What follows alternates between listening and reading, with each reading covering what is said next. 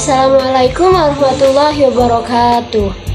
Alhamdulillahirrabbilalamin. Wabihi nasta'in ala umri dunya waddin. Assalatu wassalamu ala ashrafil anbiya'i wal mursalin wa ala alihi wa sahbihi ajmain, amma ba'du. Perkenalkan, nama saya Novita Sulistiawati dari Fakultas Agama Islam. Pada kesempatan kali ini di BMK Praktek Ibadah, saya akan mempresentasikan sholat jama dan qashar. Kita langsung saja kepada pengertian sholat jama dan qashar. Jama secara bahasa berarti mengumpulkan. Maksudnya ialah mengumpulkan dua sholat yang dikerjakan satu waktu. Sholat jama ada dua macam, yaitu jama takdim dan jama takhir. Jama takdim adalah mengumpulkan dua sholat yang dikerjakan sekaligus di waktu sholat yang lebih awal, seperti mengumpulkan sholat zuhur dan asar yang dikerjakan di waktu zuhur, atau mengumpulkan sholat maghrib dan isya yang dikerjakan di waktu maghrib. Sedangkan jama takhir yaitu mengumpulkan dua sholat yang dikerjakan sekaligus di waktu sholat yang terakhir, seperti mengumpulkan sholat zuhur dan asar yang dikerjakan di waktu asar, atau mengumpulkan sholat maghrib dan isya yang dikerjakan di waktu isya. Sholat yang boleh dijama hanyalah yang waktunya berdekatan atau yang ditentukan, yaitu sholat zuhur dengan asar dan maghrib dengan isya. Selanjutnya, pengertian sholat qashar. Qashar adalah memendekkan rakaat sholat yang berjumlah 4 rakaat menjadi 2 rakaat saja.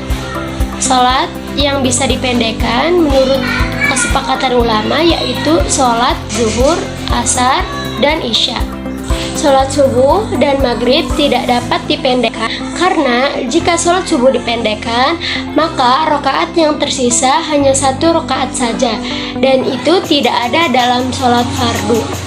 Sholat qashar merupakan salah satu keringanan yang diberikan oleh Allah Subhanahu wa Ta'ala kepada hambanya yang sedang musafir atau dalam perjalanan jauh dalam melaksanakan sholat fardu. Seseorang diperbolehkan menjama sholat baik secara takdim maupun takhir bila bertepatan dengan kondisi-kondisi seperti yang pertama, yaitu ketika berada di Arafah atau di Musdalifah. Yang kedua, ketika berada di dalam perjalanan yang jauh. Yang ketiga, ketika turunnya hujan. Al-Asram menyebutkan di dalam kitab sunannya dari Abu Salamah bin Abdurrahman, ia berkata, termasuk sunnah Nabi Shallallahu Alaihi Wasallam agar menjama salat maghrib dengan isya apabila hujan turun dengan turunnya lebat. Yang selanjutnya yaitu ketika sakit atau berhalangan. Yang kelima, ketika ada keperluan. Dalam Syarah Muslim, Imam Nawawi berkata, beberapa imam memperbolehkan jama bagi orang yang tidak musafir bila ada suatu kepentingan, dengan catatan tidak dijadikan sebagai kebiasaan. Para ahli fikih mensyaratkan hal-hal berikut sebagai syarat sah sholat qashar. Yang pertama, hendaknya perjalanan itu panjang, sekira-kira ditempuh 2 marhala atau 2 hari perjalanan ataupun 16 qorsah. Yang kedua yaitu perjalanan itu dibolehkan dan bukan perjalanan yang diharamkan ataupun dilarang, seperti perjalanan untuk mencuri, merampok, dan lain sebagainya. Yang ketiga yaitu melewati pemukiman dari tempat tinggalnya. Yang keempat, hendaknya seorang musafir memulai perjalanannya dengan tujuan yang jelas, karena tidak boleh mengqashar bagi orang yang bingung, yaitu keluar sendiri tanpa mengetahui kemana tujuannya. Yang kelima, dilakukan oleh orang yang secara sengaja melakukan perjalanan, bukan mengikuti perjalanan orang lain. Yang keenam, tidak bermakmum dengan yang tidak musafir. Yang ketujuh, berniat untuk mengqashar sholat ketika bertakbiratul ihram. Yang kedelapan yaitu balik atau berakal. Berikut yaitu problem kekinian kontemporer sholat jama' dan qashar. Dalam kitab-kitab fikih dijelaskan bahwa alisan diperbolehkannya jama' dan mengqashar sholat dalam perjalanan yang jauh.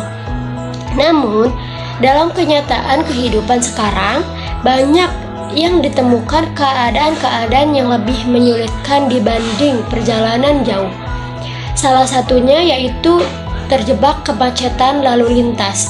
Lalu, apakah menjama' dan mengqashar sholat dengan alasan terjebak kemacetan diperbolehkan? Bila melihat surat An-Nisa ayat 101, hukum mengqashar sholat di saat mengalami kemacetan dalam perjalanan boleh dilakukan. Ayat tersebut tidak ada memberikan batasan perjalanan yang memperbolehkan untuk mengqashar sholat.